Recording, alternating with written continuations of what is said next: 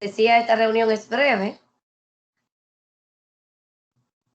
Es sencillamente para mostrar el repaso.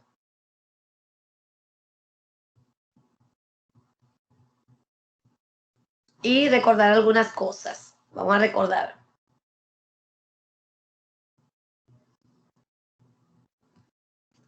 Así también queda la grabación en la plataforma.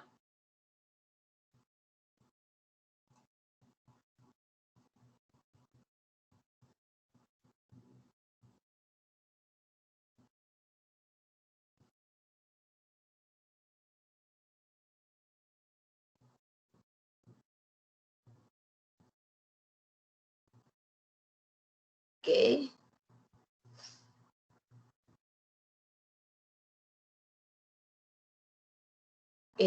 Como les decía, pueden descargarlo, pueden copiarlo, pueden trabajar con eso como ustedes quieran. Lo importante es hacerlo, porque de nada sirve que yo se lo coloque ahí, ya está abierto, ya ustedes pueden usarlo, porque el martes no tenían acceso, ya hoy pueden tener acceso. De nada sirve que esté ahí si ustedes no lo van a usar. Y después decirme, ay, yo no me fue bien porque yo no estudié. Yo no quiero escuchar eso.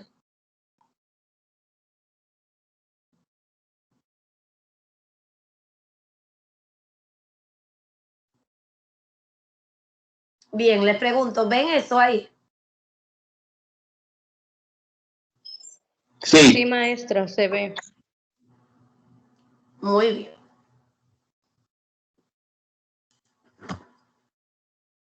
Este es un texto. Comenzamos en el examen también. Este es el repaso. Comenzamos en el examen con un texto. Leemos el texto. Dice que después de leer el texto, vamos a responder. Y aquí leemos el texto. Esta es la leyenda del Capuwi. Y no es tan largo, es un poquito corto. Entonces yo lo voy a leer. Ya las respuestas están ahí, pero yo quiero que ustedes vayan entendiendo de qué se trata eso. Dice, hace ya muchos años, en una aldea mapuche, ubicada en los bosques del sur de Chile, vivía una hermosa y ágil joven llamada Rayén. Ella llamaba a Nahuel, el guerrero más valiente y audaz de la tribu. Ellos habían sido prometidos en matrimonio por sus padres cuando eran niños. Un día de primavera, Nahuel partió con los hombres del pueblo a luchar en una batalla a orillas del río Toltén. Rayén quedó muy triste y decidió treparse a una araucania, que era el árbol más alto, y así salir a su encuentro al verlo regresar. Sin embargo, Rayén por mucho tiempo no vio nada. Pasaban las horas y en el silencio del bosque solo se escuchaban los hondos y largos suspiros de la joven mapuche. Cuando se hizo de noche, con un mal augurio, el sueño la venció. A la mañana siguiente, el grupo estaba de vuelta, pero Nahuel no venía con ellos. Desesperada, Rayén corrió al claro del bosque a llorar su pena. Sus lágrimas se convirtieron en capúes, hermosas flores rojas que colgaban de los árboles altos y pequeños, robustos y débiles. Desde ese día florecen los hermosos capúes que recuerdan la tristeza de Rayén y el valor del guerrero Nahuel. ¿Qué tipo de descripción hay en el siguiente texto? Rayén era ágil y hermosa. Entonces dice aquí que es un retrato, porque ágil se refiere a cómo era ella en su interior y hermosa se refiere a cómo era ella en su exterior, en lo físico. Por lo tanto, la respuesta es un retrato. Si ustedes notan, con este texto se le harán varias preguntas. Creo que hay 10. Voy a ver. Bueno, hay más de 10. ¿Verdad? Hay 13 preguntas. Entonces, ya sabemos que cuando decimos lo físico y lo moral o el comportamiento a la vez, al mismo tiempo, de una persona, eso es retrato. Vamos a ver las dos. Saben, aquí esta soy yo que le estoy hablando a ustedes, recordándoles algo que ya ustedes han aprendido en cursos anteriores. Sabiendo que un párrafo comienza con mayúscula, eso lo sabemos, lo sabían eso, ¿verdad que sí? No me tienen que responder, pero yo sé que sí. Un párrafo comienza con mayúscula y termina en un punto o un signo equivalente. Y aquí les voy a abrir un documento para decirle por qué se le llama signo equivalente a un signo que funciona como un punto. Le voy a abrir un documento de Word.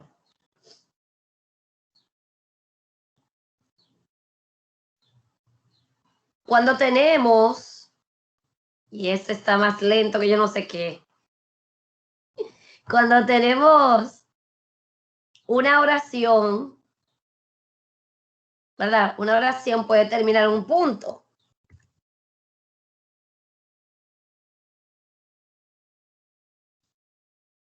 Lo voy a ampliar ahora para que ustedes lo vean. Ah, déjame ponerlo más grande. Cuando tenemos una oración que termina en un punto, lo contamos como quien dice, como un párrafo o como vimos en el texto. Un párrafo puede terminar en un punto. Pero yo puedo ahí, en vez de un punto, tener desde el principio un signo de interrogación y un signo de interrogación ahí de cierre. Si se dan cuenta, el signo de interrogación de cierre debajo tiene un punto. Ahí debajo tiene un punto. Por lo tanto, un signo de interrogación de cierre equivale a un punto, lo que significa que cuando yo intente escribir, miren, yo lo hice automáticamente sin querer. Pero miren cómo ahora se puso solo. ¿Por qué? Porque ese punto que está debajo del signo de interrogación equivale a un punto y aparte o a un punto y seguido. Lo mismo ocurre con el signo de exclamación. Yo tengo el signo de exclamación de inicio y tengo el de cierre. Debajo del signo de exclamación de cierre hay un punto. Si yo intento escribir, miren cómo de una vez se transforma en mayúscula. ¿Por qué? Porque ese punto que está debajo equivale a un punto normal. Por eso dice aquí, que sabiendo que una oración, un párrafo comienza con letra mayúscula y termina en un punto, ¿cuántos párrafos tiene el texto? Vamos a verlo. Ahí se ve claramente, ¿verdad? Ese es uno, ese es otro y ese es otro. Por lo tanto, la respuesta es 3. Esa es una de las preguntas que le va a salir a ustedes en el examen. ¿Por qué preguntamos eso? Porque cuando usted sabe ubicar la cantidad de párrafos, luego yo puedo preguntar, ¿qué quiere decir el autor en el párrafo 2? ¿Qué quiere decir el autor en el párrafo 3? Si usted no sabe contarlo, va a responder mal. Y ahora dice la número 3. Sabiendo que un párrafo comienza con mayúscula y termina en punto o signo equivalente, ¿cuántas oraciones tiene el tercer párrafo? Eso está mal redactado ahí. La idea era que una oración comienza con mayúscula y termina en un punto o un signo equivalente, ¿verdad? Igualito como yo pregunté ahorita. Vamos al párrafo 3, dice ahí. Vamos al párrafo 3 y leemos. Esta es la primera oración, comienza con cuando y termina en venció, va una oración. La segunda comienza a la mañana y termina en con ellos, van 2. La tercera oración comienza con desesperada y termina con pena. La cuarta oración comienza con sus lágrimas y termina con débiles. Y la quinta oración comienza con desde y termina con Nahuel. O sea que tiene 5 oraciones. Ya esa es la respuesta de la 4. ¿Qué tipo de texto es el que acabas de leer? Recuerden que cuando lo leímos, estábamos contando o relatando algo que ocurrió hace muchos años en esa aldea mapuche, ¿verdad? Por lo tanto, eso es un texto narrativo, porque el texto narrativo relata, cuenta algo de unos personajes. La número 5 dice, ¿qué tipo de palabras son robustos, débiles y pequeños? Ese es un término que ya nosotros vimos en el tema de los textos descriptivos. Esos son adjetivos. ¿Por qué sabemos que son adjetivos? Porque yo puedo decir, puedo colocarle un sustantivo para cualificarlo con estos adjetivos. Yo puedo decir hombres robustos, hombres débiles, hombres pequeños. O sea, hombre es un sustantivo y esos tres me dijeron cómo eran esos hombres. Son adjetivos. ¿Quién es el personaje principal de la historia? No tenemos que volver a la lectura, pero si quieren, sí, ¿verdad? Sabemos que es la chica, Rayen, ¿verdad? Ella es la personaje principal. Recuerden que el personaje principal, también el protagonista, es de quien más se habla en la historia. Eso lo aprendimos con los textos narrativos. Luego, los personajes secundarios son los que más se relacionan con el principal y los comparsas son aquellos que solo se mencionan, pero no realizan ninguna acción. Nahuel es el secundario. Recuerden que él era su prometido, se fue a la guerra y ella lo esperaba. ¿Y quiénes son los comparsas? Dice aquí, ¿verdad? Los mapuches, que eran los otros soldados que se fueron con Rayen. Y no dice nada de los mapuches, solamente habla de Nahuel y de Rayen. Dice la número 9, el narrador es quien cuenta la historia. Hay 3 tipos de narradores. ¿Se acuerdan? Hay 3. Dice, ¿qué narrador cuenta la historia? Y aquí dice, primera persona, Rayen quien narra la historia, claro que no, porque no es ella. Segunda persona, ya que se dirige al público lector, utilizando verbos conjugados en segunda persona, claro que no. Y luego, el omnisciente, que es el que sabe todo, es el de tercera persona, ¿verdad? Dice aquí, vivía una hermosa y ágil joven llamada Rayen. O sea, el narrador se refiere a ella, no se está incluyendo dentro de la historia. Por eso es el de tercera persona. Déjame ver, porque me están poniendo muchos mensajes. A ver si son los muchachos. Buenas tardes, profesora. Buenas tardes. Soy yo, Jessy, profe. Ahora fue que me pude unir a la reunión por primera vez. Bien, de todas maneras, Jessy, yo voy a poner el video en la plataforma y no te pierdes la primera parte. Entonces, la número 10, la técnica narrativa. Eso estaba junto con el ritmo narrativo, que es el orden de los acontecimientos. Eso es la técnica narrativa. Explicamos 6 técnicas narrativas. Aquí yo pongo 3 principales, ¿verdad? ¿Cuál es la técnica narrativa de este cuento? Desarrollo lineal, pues los hechos se encuentran en un orden lógico. ¿Qué quiere decir desarrollo lineal o cronológico? ¿Verdad? Comienza aquí presentándolo primero el tiempo. Dice, hace un tiempo, hace ya muchos años, en una aldea, ya sabemos dónde vivía ella, y nos presenta a la joven, Rayen, cómo era ella, qué hacían, a qué se dedicaban. Ellos eran prometidos. Entonces está en orden lineal. Si hubiera sido en media res, ¿verdad? Dice aquí que la historia comenzara diciendo nos comenzara sin saber quién era Rayen.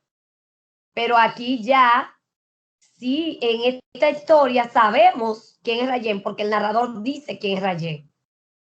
En el flashback es cuando nos vamos desde el presente, nos vamos al pasado.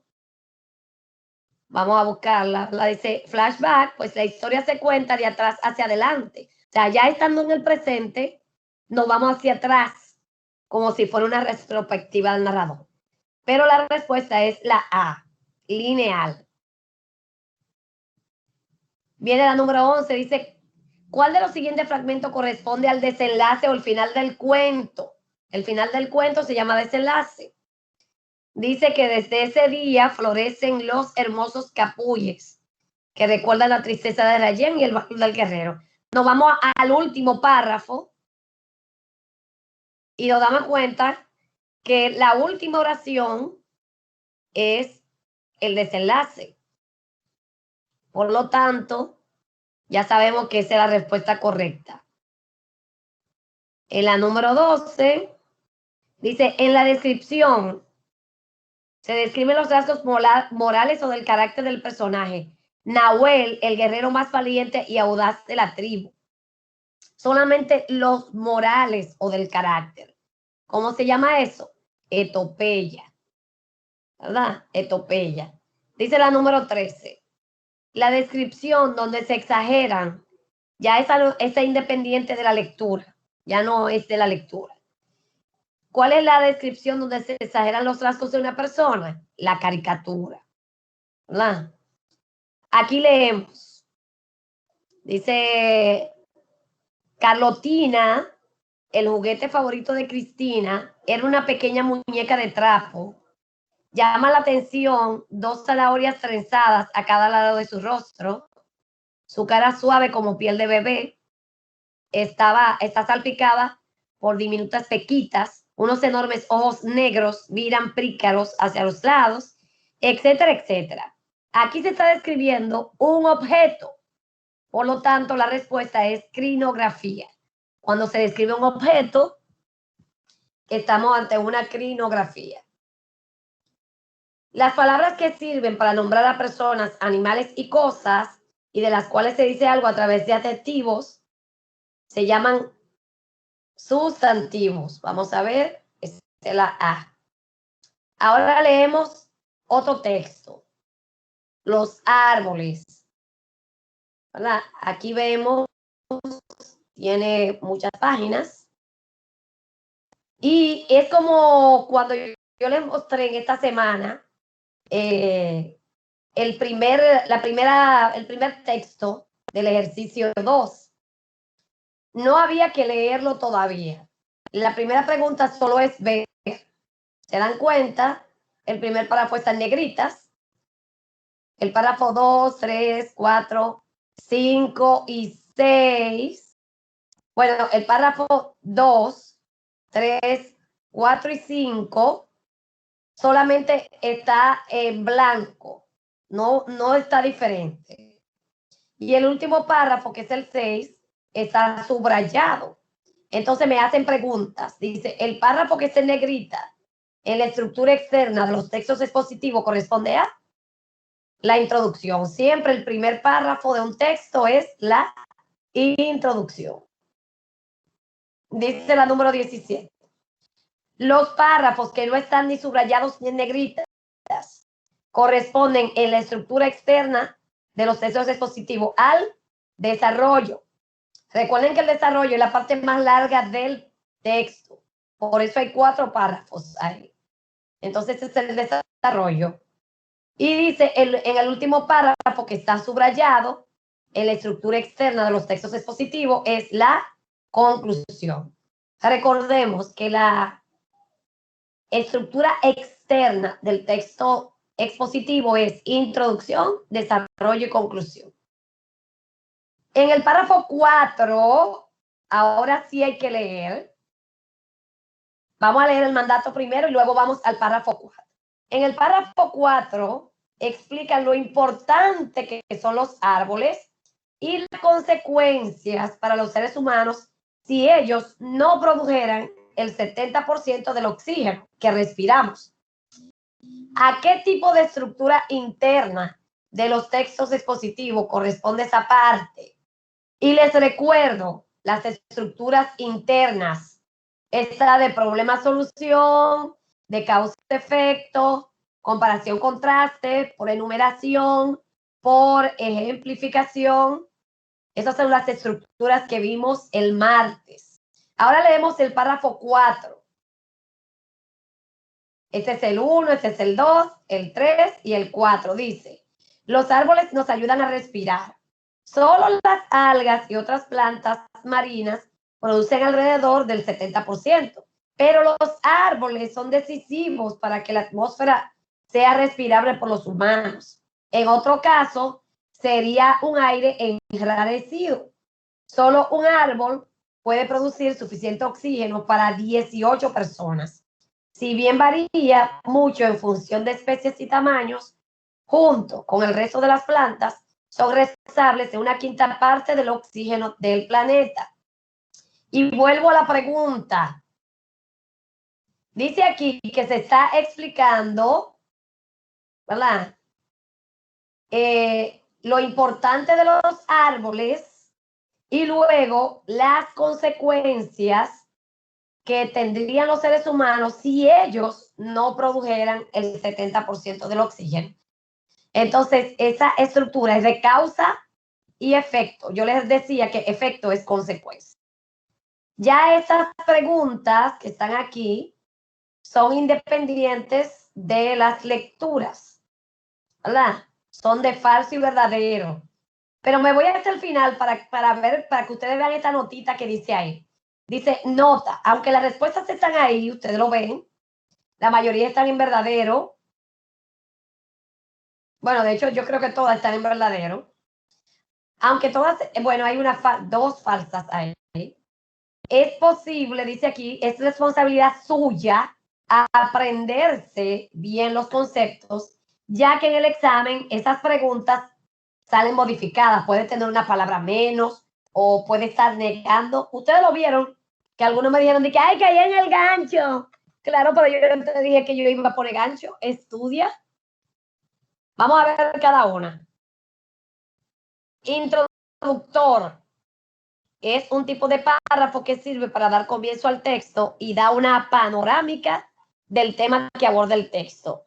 Claro que sí, ese es el primer párrafo del texto. La estructura externa del texto expositivo está formado principalmente por una introducción, el desarrollo y la conclusión. Eso es verdadero. El texto expositivo también tiene una estructura interna, lo que significa la forma de organizar las ideas de dicho texto en cuanto a su contenido. Algunas de ellas son contraste, comparación, problema, solución, ejemplo, enumeración, causa y efecto. Eso es verdadero. En un texto expositivo que tiene una estructura interna de contraste, comparación, encontraremos que el contraste se refiere a las diferencias u oposición de una idea o entre un tema y otro tema. Y al comparar establecemos la igualdad o semejanza o qué tienen en común una idea o un tema con otro tema. La número 24 dice, en la estructura interna llamada de ejemplificación, se amplían las ideas del texto expositivo a través de ejemplos. Esa es verdadera también. Una de las técnicas de la narración, ¿se acuerdan? Les repito, la técnica de la narración es el orden de los acontecimientos. Está el ritmo, que es expansión y condensación, y está el orden, que es cronológico, de inmedia res, y el de ruptura temporal, que puede ser flashback, círculo vicioso, flash forward. O sea, yo le expliqué todo eso el día a ustedes. Entonces, en esta de flashback, dice que flashback significa salto hacia atrás y se da cuando la narración comienza de atrás hacia adelante, ¿verdad? Después que yo estoy en el presente, me voy al pasado. En la narración podemos encontrar personajes principales y comparsas. Estos últimos, o sea, las comparsas, son personajes de relleno y no ejercen ninguna influencia. La número 27 dice, describir es pintar con palabras. La descripción, por tanto, es una pintura hecha con palabras, las cuales llamamos adjetivos. Mientras los pintores de cuadros usan una pintura, quienes describen pintan con palabras. Verdadero. Hay 3 tipos de narradores, de primera persona o narrador omnisciente, ¿verdad? Narrador de segunda persona, narrador de tercera persona y el narrador de cuarta persona. Aquí yo me equivoqué, eso es falso, porque dice el omnisciente es de tercera y no hay de cuarta persona. Ahí es falso. Ojo con eso, ¿oyeron? Porque ya eso está en la plataforma. En cuarta persona o que al narrador de primera persona se le dijo omnisciente, eso es falso. El narrador de segunda persona es aquel que le habla al lector o al destinatario, como si estuviera cara a cara con él. En la historia Isdira del pescadorcito, bueno, no era en esa, sí, creo que era. Había un narrador de segunda persona, porque el narrador hacía preguntas al lector. Le hacía preguntas al lector. En una narración o historia podemos encontrar 2 tiempos, el tiempo interno y el tiempo extrahistórico. No se llama así, se llama tiempo externo. Le puse extrahistórico. Ojo con eso es un gancho. Cuando describimos los rasgos físicos de una persona y a la vez decimos sus rasgos del carácter, conductas, sentimientos y comportamientos, a eso se llama retrato verdadero. Al describir lo físico usamos adjetivos: grande, bonito, feo, ancho, afilada, rojo, azul, suave, etc. Eso es verdadero. Son adjetivos del comportamiento, conducta o el carácter, de decir bueno, agradable, sincero, empático, rojo, grande, feo, trabajador, colaborador, honrado, triste, engañoso, perfilado, rosado. Eso es falso porque ahí está mostrando de lo físico y de lo moral a la vez. Por ejemplo, grande no es de lo moral, feo no es de lo moral, rosado no es de lo moral, eso es de lo físico. Ahora, decir bueno, agradable, sincero, empático, trabajador, colaborador, honrado, triste, engañoso, eso es de lo moral. Prosopografía. Describe los rasgos físicos de una persona o animal o un personaje de una historia. La prosopografía es solo lo físico. Eso es verdadero. La 35. Cuando una narración tiene un tiempo cronológico o lineal, los hechos se narran en el orden en que van ocurriendo los hechos. O sea, primero la presentación de los personajes, como en la historia de Rayen, que ustedes vieron que primero se dijo, érase una vez o hace mucho tiempo, luego dijeron, vivía en un lugar, hablaron de ella, esa es la presentación. Primero nos presentaron a Rayen, luego el ambiente, dice que ella era de la tribu de los Mapueyes, y después el nudo, que es que su novio se fue con los guerreros y que no regresaba, ¿verdad? Y por último, el desenlace, que de tanta tristeza, ella se convirtió en un árbol y daba flores rojas. Esa era lineal o cronológico. 36. Al describir un objeto como un jarrón, un vehículo, un florero o arreglo floral, estamos haciendo una crinografía. 37. El texto expositivo consta de 2 tipos de estructura, una interna y otra externa. Eso es verdadero. Y aquí ya otra vez les recuerdo que es responsabilidad de ustedes estudiar. Por último, miren, esto es de lo que pusimos en la semana 7.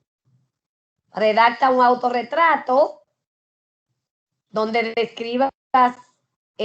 describas tal como se explica que es un autorretrato, ¿verdad? Un autorretrato es tú te describes en lo físico y lo moral a la vez. Dice que es un párrafo de no menos 5 líneas y tener con la ortografía.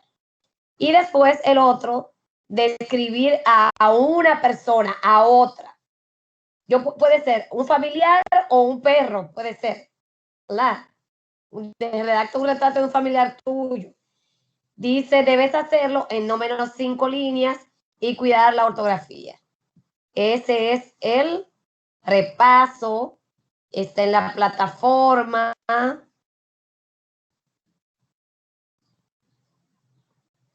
Por si acaso no lo encuentran en la semana 9, mírenlo ahí, lo pueden descargar y estudiarlo minuciosamente. Voy con ustedes por si tienen preguntas. Ay, qué bueno, llegaron más. Jessy ya me dijo, ¿verdad? Sí, estoy aquí, profe. Sí. Qué bueno. ¿Tienen preguntas, chicos?